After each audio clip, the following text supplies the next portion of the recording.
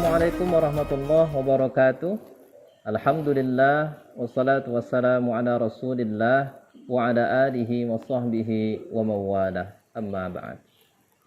Sahabat kaum muslimin rahimakumullah, ketika orang tua melihat seorang anak sedang bermain-main pisau, maka melihat itu tentulah orang tua akan khawatir anaknya akan terluka dengan pisau tersebut. Lalu orang tua segera menghampiri anak tersebut untuk mengambil pisaunya, untuk menghindarkan anak tersebut dari pisau tersebut, agar anak tersebut tidak terluka atau celaka dengan pisau yang sedang dia mainkan. Ketahuilah, wahai para orang tua, bahwasannya ada yang lebih berbahaya dari pisau yang dipegang oleh anak tersebut. Ada yang lebih mengantarkan kepada kemudorotan dibandingkan pisau yang dimainkan oleh anak tersebut. Apakah yang lebih berbahaya itu? Ketahuilah, wahai para orang tua, yang lebih berbahaya dari pisau tersebut adalah handphone.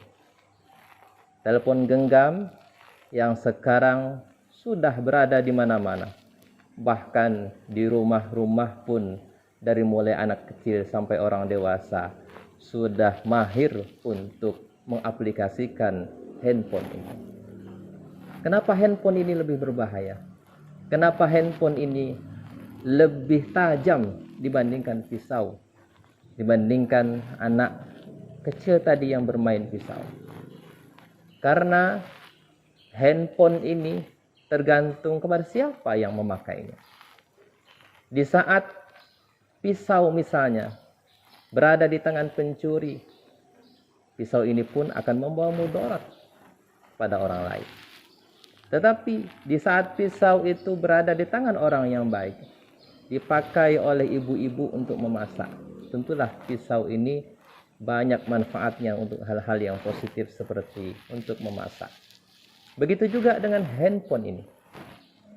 Telepon genggam yang sehari-hari bahkan hampir 24 jam dari mulai tidur sampai bangun tidur lagi, seolah kita tidak lepas dengan benda persegi empat ini.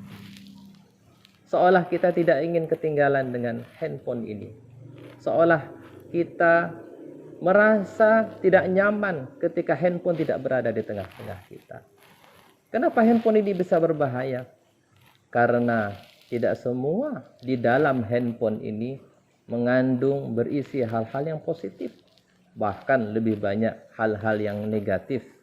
Apabila seorang anak tidak mempunyai bekal agama, tidak mempunyai dasar yang kuat tentang bagaimana membentengi dirinya dari hal-hal yang negatif, maka dia pun akan mudah terpengaruh dengan handphone yang berisi budaya, bahkan konten-konten yang akan merusak pikirannya, merusak masa depannya.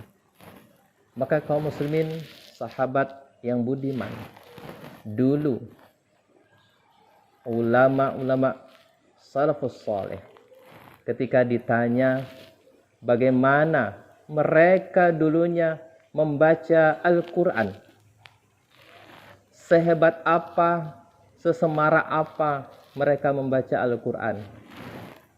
Kemudian dijawablah oleh orang-orang yang paham dengan keadaan orang-orang terdahulu. Kata mereka, kesungguhan orang-orang dulu dalam membaca Al-Quran seperti kesungguhannya, sekhusyuknya orang-orang sekarang memegang handphone. Maka kebalik keadaan sekarang dengan keadaan umat di zaman dahulu. Kalau dulu orang rajin memegang mushaf Al-Quran, kalau sekarang justru orang terlihat di mana-mana asik memegang handphone. Inilah keadaan zaman, semakin akhir, semakin orang jauh dari Al-Quran. Maka kaum muslimin rahimakumullah, kita sebagai orang yang juga menggunakan handphone ini tentulah hendaknya bersikap lebih positif ketika kita memanfaatkan benda yang sehari-hari kita pegang ini. Handphone ini bisa menjadi ladang amal buat kita. Bisa menjadi pahala bahkan untuk kita, bahkan orang lain yang mengerjakan apa yang kita berikan dari konten-konten yang positif dari handphone ini pun akan kita dapatkan pahalanya. Artinya handphone ini bisa menjadi pahala jariah karena kita memberikan, meng-share hal-hal yang positif pada orang lain sehingga orang lain melaksanakan, mengamalkan apa yang kita share itu. Bahkan sebaliknya, dari handphone juga bisa menjadi dosa jariah. Yang mana ketika orang melihat lalu meniru apa yang kita share itu, maka dosa orang yang melakukan itu juga akan didapatkan oleh orang yang pertama kali mengupload dan meng-share hal-hal yang negatif itu. Maka dalam menggunakan handphone, yang paling utama adalah kepribadian orang yang memegang handphone itu. Sejauh mana dia bisa memanfaatkan untuk hal-hal yang positif.